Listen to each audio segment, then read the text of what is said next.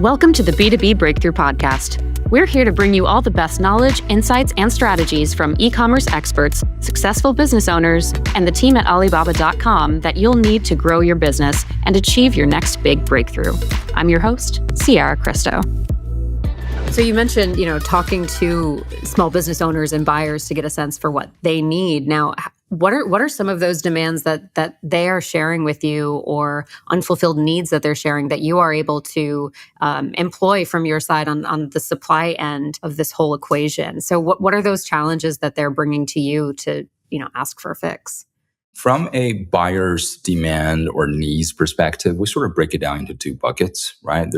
Obviously, there's a need for selection. That's the core and the essence of the competitiveness of every platform. You could provide the best service, but if you don't have the right product at the right price point, then it doesn't mean anything in the end of the day. Another thing is more related to the user experience front. We talked about, what are the pain points, yada, yada, yada.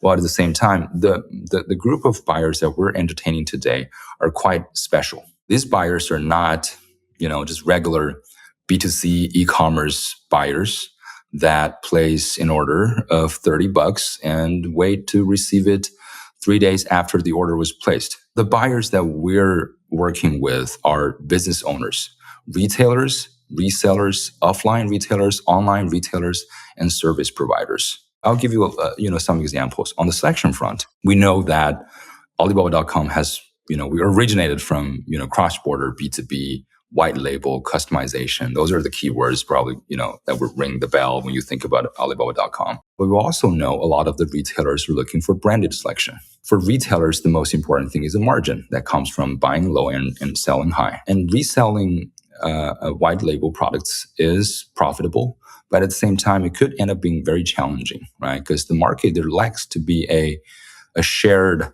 or a commonly agreed upon price or value of some white label products.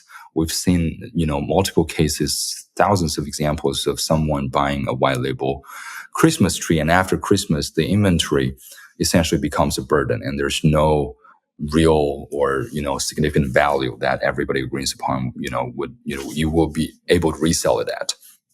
However, in the branded selection scenario, it's easier for people to have a good understanding of what the MSRP of this product is.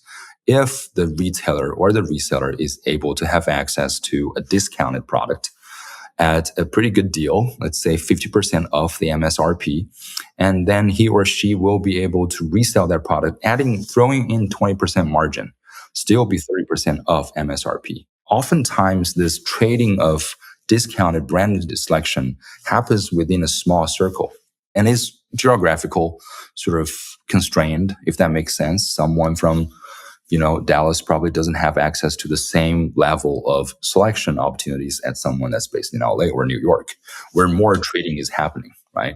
So we want to be able to provide this opportunity to everybody. We can connect someone from, Dallas to do business with a seller from New York or LA. So that